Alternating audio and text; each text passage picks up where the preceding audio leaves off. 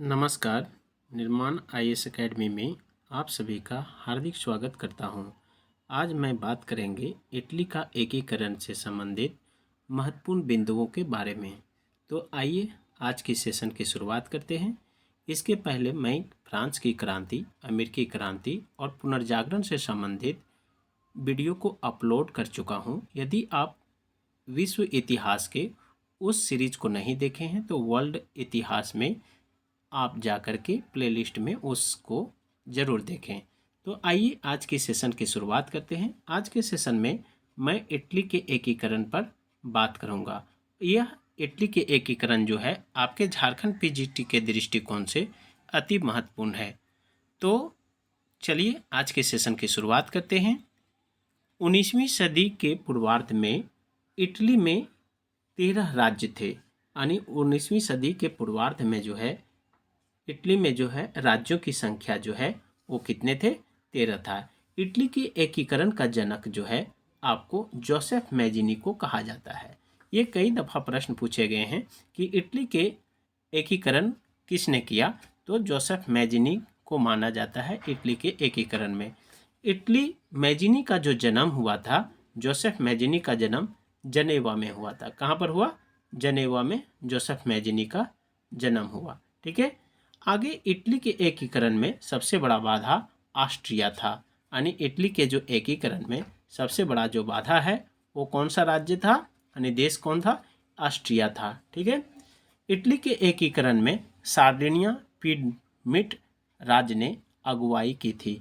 कौन सा राज्य? सार्डिनिया पिडमिट राज्य ने अगुवाई की थी। तो इसी प्रकार इटली की समस्या को काउंट काबूर ने अंतर्राष्ट्रीय बना दिया। यानी इटली का जो समस्या था वो काउंट काबूर जो थे उन्होंने क्या किया? अंतर्राष्ट्रीय समस्या बना दिया। इटली की समस्या को काउंट काबूर ने क्या किया? अंतर्राष्ट्रीय समस्या बना दिया। इटली के एकीकरण की तलवार जो है उसे गैरिबाल्डी को इटली के एकीकरण का तलवार कहा जाता है। ठीक है। ये बहुत इंपॉर्टेंट है, कई दफ़ा प्रश्न पूछे गए थे। इसी प्रकार इटली के एकीकरण का जो श्रेय है एकीकरण में मैजिनी, काउंट काबूर और गैरिबाल्डी को दिया जाता है। यानी इटली के जनक जब पूछेगा तो आपको जोसेफ मैजिनी को इटली का एकीकरण का जनक कहा जाता है। लेकिन जब श्रेय देने की बात है तो इटली के एकीकरण का जो श्रेय है मैजिनी, काउंट काबूर और गैरिबाल्डी को तीनों को दिया जाता है। अंग इटली की स्थापना 1831 ईस्वी में जोसेफ मैजिनी ने की थी। यानी अंग इटली का निर्माण जो है किसने किया? जोसेफ मैजिनी ने किया। गैरिबाल्डी लाल कुर्ती नाम से सेना का संगठन किया था। यानी गैरिबाल्डी जो हैं वो लाल कुर्ती, यानी लाल रंग से लिखा भी है, गैरिबाल्डी जो हैं वो लाल कुर्ती नाम से सेना का क्या किया? संगठन किया था।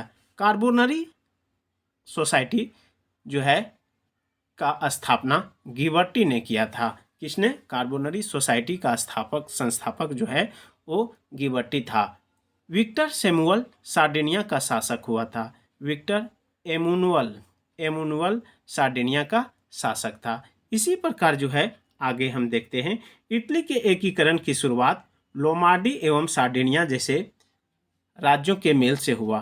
यानी इटली का जो है आपका एकीकरण की शुरुआत जो है लोमार्डी और सार्डिनिया जैसे राज्यों के मेल से हुआ था।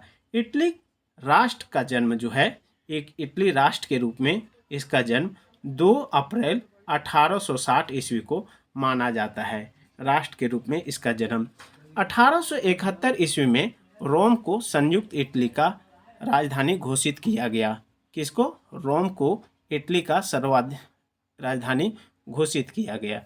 यदि समाज में क्रांति लानी हो तो क्रांति का नेतृत्व नवयुवकों के हाथों में दे दो। यह कथन जो है जोसेफ मैजिनी का है। किसका? जोसेफ मैजिनी का है। ठीक है। एक बार फिर से, यदि समाज में क्रांति लानी हो, यानी समाज में जो क्रांति लानी हो तो क्रांति का नेतृत्व जो है नवयुवकों के हाथों में दे दो। यह कथन यानी स्टेटमेंट जोसेफ मैजिनी का है।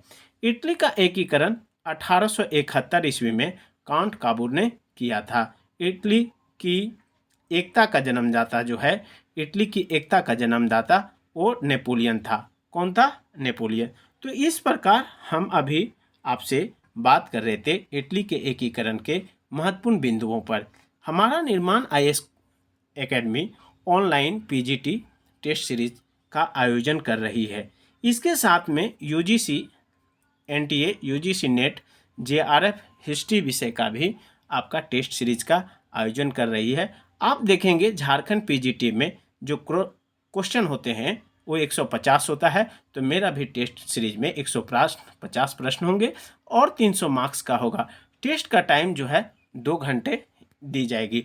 आप जो है अधिक जानकारी के लिए दिए गए नंबर पर आप फ़ोन या मैसेज करके पूछ सकते हैं।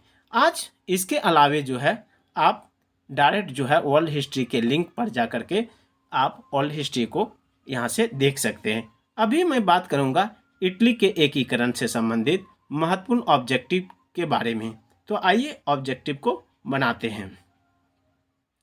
पहला ऑब्जेक्टिव है इटली के एकीकरण में सबसे बड़ी बाधा क्या थी?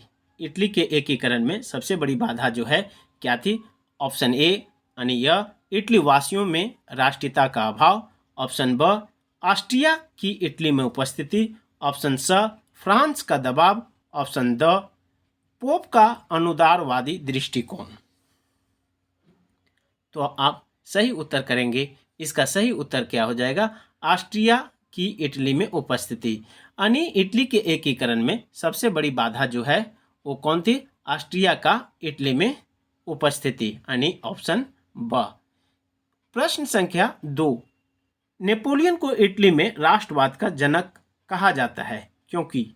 ये प्रश्न है कि नेपोलियन को जो है राष्ट्रवाद का जनक क्यों कहा जाता है। पहला, उसने उत्तरी इटली पर सिस एल्पाइन गणराज्य स्थापित कर इटली वासियों को सबसे पहले एकता का पाठ पढ़ाया। 2, उसकी महाद्वीपीय व्यवस्था द्वारा इटली के आर्थिक एवं औद्योगिक विकास तथा एकीकरण का सूत्रपात हुआ। 3, उसके द्वारा इटली को फ्रांसीसी उपनिवेशों के रूप में प्रयोग करने पर इटली में आत्मसम्मान की भावना पैदा हुई। ऑप्शन 4, इटली वासी नेपोलियन द्वारा लगाए गए करों व पेरिस ले जाई गई कलाकृतियों को सहन नहीं कर पाए। यानी इसमें कौन सही है आपको देना है। यहाँ सही उत्तर का चयन कीजिए। तो 1, 2, 4 पहला ऑप्शन, दूसरा में 2, 3, 4, स में 1, 3, 4 और द में जो है आपका 1, 2, 3, 4। आप एक बार फिर से ऑप्शन को आप देख करके और पढ़ें और समझें। ठीक है, यहाँ पर आप समझेंगे कि नेपोलियन को इटली में राष्ट्रवाद का जनक कहा जाता है क्योंकि पहला जो है ऑप्शन फिर से देखते हैं, उसने उत्तरी इटली पर सिस एल्पाइन गणराज्य स्थापित कर इटली वासियों को सबसे पहले एकता का पाठ पढ़ाया। ये सही है, यानी एक सही है। उसकी महाद्वीपीय व्यवस्था द्वारा इटली के आर्थिक और औद्योगिक विकास तथा एकीकरण का सूत्रपात हुआ। हाँ, ये भी सही है, यानी उन्होंने जो महाद्वीपीय व्यवस्था स्थापित की थी उसमें आर्थिक और औद्योगिक विकास तथा एकीकरण का जो है सूत्रपात हुआ था। ये भी सही है। उसके द्वारा इटली को फ्रांसीसी उपनिवेशों के रूप में प्रयोग करने पर इटली में आत्मसम्मान की भावना पैदा हुई, यानी 3 भी सही है। आपका 4 में इटली वासी नेपोलियन द्वारा लगाए गए करों व पेरिस ले गई कलाकृतियों को सहन नहीं कर पाए।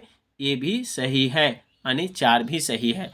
तो इसका सही उत्तर जो हो जाएगा 1, 2, 3, 4, यानी 2 का जो है सही उत्तर क्या हो जाएगा? इनमें से सभी, यानी आंसर जो है इनमें से सभी, यानी डी हो जाएगा। आगे देखते हैं प्रश्न संख्या 3 पर। प्रश्न संख्या 3 जो है आप देखेंगे, प्रश्न संख्या 3, 1815 ईस्वी की वियना संधि में इटली के बारे में दिए गए प्रावधानों पर विचार कीजिए कि 1815 ईस्वी में जो वियना संधि हुआ उसके बारे में इटली के बारे में क्या प्रावधान था, इसी पर विचार करना है। ए, जनेवा तथा सेवाई का भाग पीडमाउंट को दे दिया गया तथा सार्डिनिया में भी उनमें मिला दिया गया। 2. लोमार्डी पर ऑस्ट्रिया का अधिकार रखा गया, जबकि वेनेशिया उसे नीदरलैंड के बदले क्षतिपूर्ति के रूप में दे दिया गया। 3. पोप के क्षेत्र पर पुनः पोप का नियंत्रण स्थापित कर दिया गया। और 4. सिसिली का द्वीप नेपल्स को दे दिया गया और नेपल्स में ब्रूव वंश के शासन की पुनः स्थापना की गई। तो आप एक बार ध्यान से इसे पढ़ें और इसे मारें। इसका सही उत्तर क्या हो जाएगा? तो इसका सही उत्तर द हो जाएगा। द में जो है यानी 1 भी सही है, 2 भी सही है और 3 भी सही है। इसका सही उत्तर क्या हो जाएगा प्रिय विद्यार्थियों? द। अब देखेंगे इटली का एकीकरण किस राज्य के नेतृत्व में हुआ। ये बहुत वेरी इंपॉर्टेंट है, आप इसको बनाएंगे। इटली का एकीकरण जो है किस राज्य के नेतृत्व में हुआ? ऑप्शन अ लोम्बार्डी, ऑप्शन ब वेनेशिया, ऑप्शन स सिसिली, ऑप्शन द सार्डिनिया। इसका सही उत्तर क्या हो जाएगा? सार्डिनिया। यानी इटली का एकीकरण जो है वो आपके सार्डिनिया राज्य के नेतृत्व में हुआ था, जैसा हम ऊपर में की नोट्स में पहले चर्चा किए थे। इटली का एकीकरण किस वंश के अंतर्गत हुआ था? यानी इटली का एकीकरण जो है किस वंश वहां था वो आपको देना है। ब में है सेवाय, अ में ब्रूब, स में हेनोवर, द में हेंसबर्ग। तो इटली का जो है एकीकरण जो है किस वंश के नेतृत्व में हुआ था? तो आप जानते हैं वहां बुर्बो वंश था, यानी बुर्बो वंश के नेतृत्व में। बुर्बो वंश कहां पर? इटली में। कौन सा वंश था? बुर्बो वंश। तो बुर्बो वंश अर्थात आंसर क्या हो जाएगा? आंसर सही हो जाएगा आपका अ। इसी प्रकार जो है आपको जो है 6 नंबर, इनमें से कौन सा एक पोप के नेतृत्व में इटली के एक संघीय राज्य के निर्माण का समर्थक था? तो इटली में इनमें से कौन एक पोप के नेतृत्व में इटली के एक संघीय राज्य के निर्माण का समर्थक था? यह काबूर, ब विक्टर एमेनुअल, स गैरिबाल्डी, ड जियोवर्टी। इसका सही उत्तर क्या होगा? जियोवाटी जो है वो एक पोप के नेतृत्व में इटली के एक संघीय राज्य के निर्माण का समर्थक था। ठीक है। प्रश्न संख्या 7, इटली के निम्नलिखित में से किस नेता ने on the moral and civil primacy of the Italians नामक पुस्तक लिखी? तो आप यहां देखेंगे, एक में Silvio Pellico, B Rossetti, C Gioberti, D Mazzini. इसका सही उत्तर क्या हो जाएगा प्रिय विद्यार्थियों? सी जियोबाटी ने जो है on the moral and civil primacy of the Italians नामक जो है पुस्तक का रचना क्यों किए थे? जियोबाटी ने किया था। ठीक है। इसी प्रकार प्रश्न संख्या 8, किसने इटली की नैतिकता और नागरिक श्रेष्ठता नामक पुस्तक लिखी? यानी किसने इटली की नैतिकता और नागरिक श्रेष्ठता नामक पुस्तक लिखी? ए मैजनी, ब जियोबाटी, स काबूर, द गैरिबाल्डी। सही उत्तर देंगे। सही उत्तर जो है आपको गैरिबाल्डी ने नैतिकता और नागरिक श्रेष्ठता नामक पुस्तक की रचना की। इसी प्रकार नेपल्स व सिसिली राज्यों पर अधिकार करने वाला कौन था? ये बहुत इंपॉर्टेंट क्वेश्चन है। नेपल्स और सिसिली राज्यों पर अधिकार करने वाला कौन था? व्यक्ति का नाम पूछता है। या मैजनी, ब एमेनुअल द्वितीय, स केवर, द गैरिबाल्डी। इसका सही उत्तर क्या हो जाएगा? गैरिबाल्डी ने नेपल्स व इटली राज्यों पर अधिकार किया था? किसने? गैरिबाल्डी ने। गैरिबाल्डी ने सिसिली व नेपल्स पर अधिकार कब किया? यानी आप जो है 10 नंबर क्वेश्चन यदि बनाते हैं, पढ़ते हैं, तो आपका 9 नंबर वैसे भी आपका सही हो जाएगा। गैरिबाल्डी ने सिसिली व नेपल्स पर कब अधिकार किया? ठीक है, तो इसका सही उत्तर जो है यह 1860 ईस्वी में हो गया।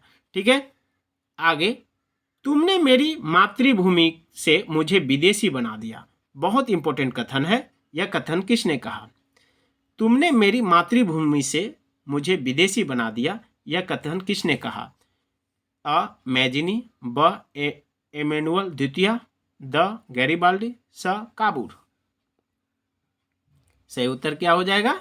गैरिबाल्डी ने कहा था कि तुमने मेरी मातृभूमि से मुझे विदेशी बना दिया, यह कथन गैरिबाल्डी ने कहा था। और आज का अंतिम प्रश्न, किसे इतालवी एकीकरण की तलवार, किसे इतालवी एकीकरण की तलवार the sword of Italian unification के रूप में वर्णित किया गया? तो ऑप्शन ए कैपरेरा, ऑप्शन ब वन रून, ऑप्शन स कोजेबुज, ऑप्शन द गैरिबाल्डी। सही उत्तर क्या हो जाएगा? गैरिबाल्डी, है ना। इतालवी एकीकरण की तलवार the sword of Italian unification के रूप में वर्णित किया गया है। तो आज के वीडियो में हम लोग इतना ही। आपकी उज्जवल भविष्य का मैं मंगल कामना करता हूं। यदि आपको ये वीडियो अच्छा लगा हो तो इसे सब्सक्राइब, लाइक और शेयर करें। धन्यवाद।